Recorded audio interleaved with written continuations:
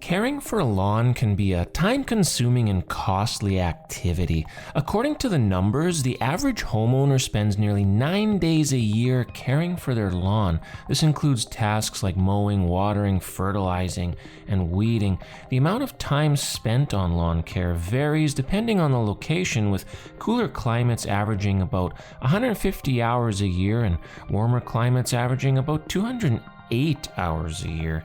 Needless to say, lawns are big business, and nowhere is this more evident than the turf sector. To be able to provide the market with turf varieties that perform well, seed developers have to focus not only on breeding targets, but on seed enhancements. For this edition of the Seed World Insiders podcast, I spoke with Chuck Fagan. Chuck is Vice President of Consumer Products at DLF. I spoke with him about the importance of innovation when it comes to the lawn in the age of climate change. Climate change is having a huge effect on lawns all over the world, especially here in North America.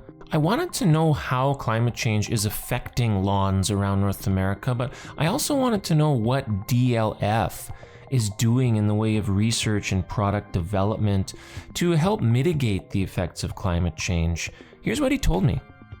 Chuck, thanks for joining me. Can you describe for us how turf grass is uniquely suited to helping mitigate the effects of climate change that we're seeing? So obviously, turf grasses have carbon capturing capacity, and they have cooling effects. So what the threat really started with in primarily the U.S. western states is the drought, water shortages, particularly around the regions of the Colorado River.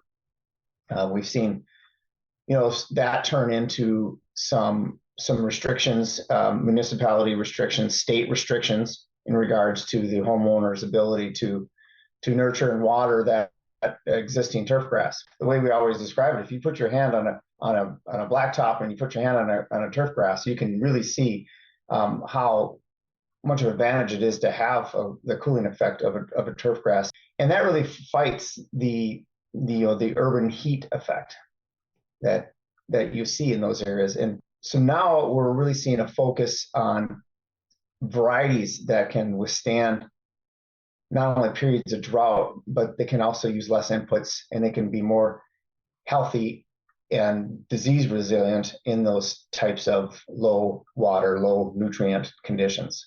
So Chuck, what's one example of how DLF is actively working to improve its varieties to do this? So we have an association we work with and promote called the A-List, where we have lower sustainable inputs. So we're utilizing some of our A-List varieties in our consumer products now. This online, constantly connected world we live in, Chuck, must give you guys a lot of good information that comes directly from consumers for how you can actively improve those turf varieties, I would think. We're able to get a lot of inputs from consumers through the internet. People reaching out to us, seeing that we have these varieties in our commercial, professional turf markets, and demanding them in our consumer products. And, there is really a twofold here. It is the turf grass varieties that we as an industry need to promote and bring to the marketplace so that they're available for the homeowner. But also there's another element here, and that's the use of fossil fuels required to maintain an ordinary turf grass. We also need to move towards more low vertical growth rate and the naturally darker colored products that we can bring to the market, so that they require less nutrients. And then, of course, less nutrients means less water, and that means less mowing. Yeah, I guess when you think about it, traditional grass varieties that needed more maintenance, more watering, more mowing, you're constantly using more resources, including fossil fuels, to maintain those varieties. We come from a culture where we wanted to have the most pristine monocultural lawn, and there is a movement now for people to use other species in their yard. So we have really led the way with our micro clovers, and we've introduced a product called Micro Lawn underneath our XC brand that is incorporating DLF bred over a 10-year period of micro clover that naturally feeds the lawn at a nice slow rate, so that you really don't have to ever fertilize and never use herbicides on your yard. Now, that's not necessarily a climate change issue, but it is a consumer products, consumer trend that's changing, and we are utilizing some of our drought-resistant varieties, such as our turf-type tall fescues and our 4N perennial ryegrasses, which green up early, stay darker longer, and if you combine that with the clovers that have nitrogen fixation and then naturally require less nitrogen, that is a petroleum product.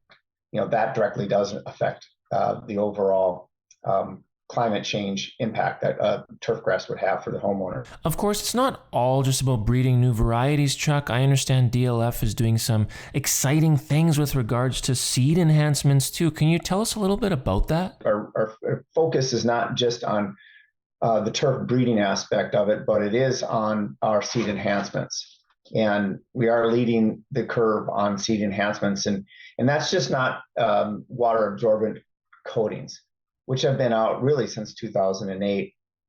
We're really focusing on the ability for quick germination and establishment products that uses, for instance, like our Pro Nitro, our Micro Boost, that has micronutrients that are really targeted seed nutrition. And what that does, again, it allows the homeowner to have a one-step process and have more success and less herbicides, less fertilizer that's going to be required for establishment. And that is very important because a lot of fertilizers are overused. Your ability to quickly establish and have a turf that fills in quickly is going to be one that is going to persist longer and be more successful for the homeowner. For more information about what DLF is doing to improve grass varieties in the face of climate change, visit dlfna.com. Thanks for listening.